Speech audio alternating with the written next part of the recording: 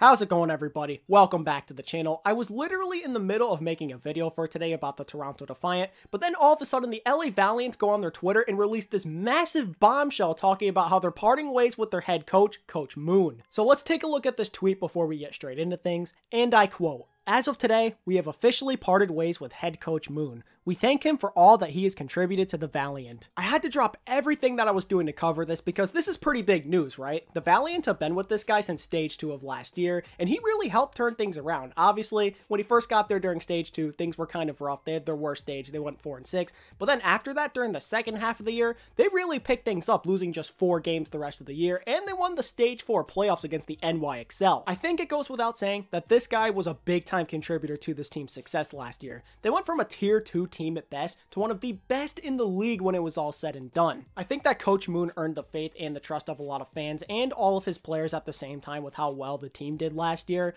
but even so, he did make some questionable coaching decisions during his tenure with the Valiant. The first of which came during Stage 2 of last year when he decided to switch Kariv's position mid-season. Now, don't get me wrong, I don't think it's Kariv's fault really that the Valiant were doing so poorly during Stage 2. I think he's actually a pretty solid DPS player overall, but to just switch him off of the position that he had been playing since the Immortals days of the LA Valiant organization, that just seems weird to me, just not right. Switching Kariv out for Verbo of all people just seems like a big mistake, and it ended up being one because the Valiant were really bad during Stage 2. 4-6 is not a good record. And don't get me wrong, I actually really love Verbo, but to be honest, he's just not a good player.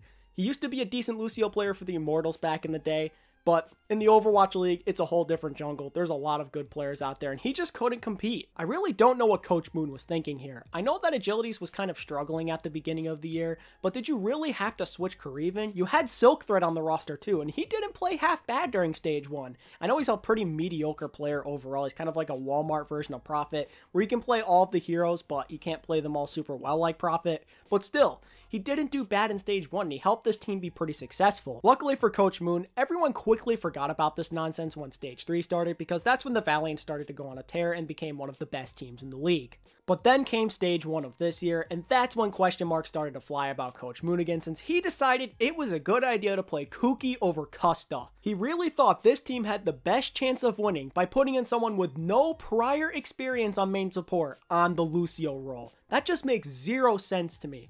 Custa's been playing main support for a very long time now. He's a great communicator, he's very skilled, but no, he decided to go with Kuki, and look what happened. And no, I'm not putting all of the blame on Kuki. That would be absolutely ridiculous. Even when Custa was in the game, this team still never won. But even so, wouldn't you rather have a main support player who's been playing that position their entire career play instead of someone who just recently made the switch? That just makes the most sense if you ask me. Custa just looked a lot better, I think, when he was in the game over someone like Kuki. He just made less mistakes overall. He wasn't getting picked a lot. That's one of my big complaints about Kuki. He was dying to just some really dumb stuff at times. Just random diva bombs getting thrown out, him somehow dying, not being in the right spot. His positioning was just really off. His mechanics weren't that good either. I have a lot of complaints about Kuki. He just didn't do that good of a job. He did have some bright spots at times, but still, overall, he was a pretty below average Lucio player. And I can't even blame the guy for not doing too well and feeding his brains out at times. He's not used to playing this position. Who knows when he actually started practicing Lucio? He's been playing main tank for his entire career up until this point. He's not going to become a great Lucio player overnight. It's going to take some time. No matter how you look at it though,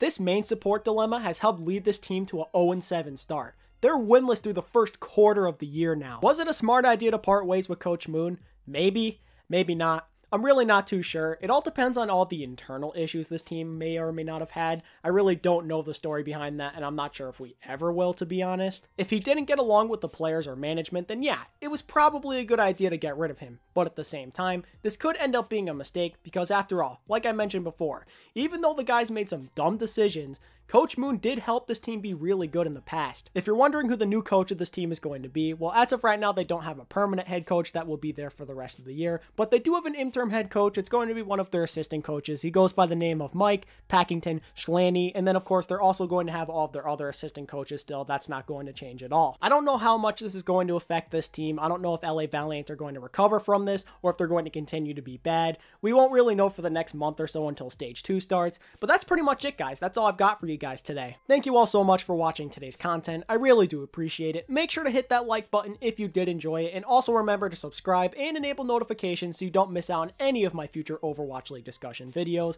Make sure to let me know what you think of this Coach Moon firing down in the comment section, and until next time, this is ATP, signing out. Peace.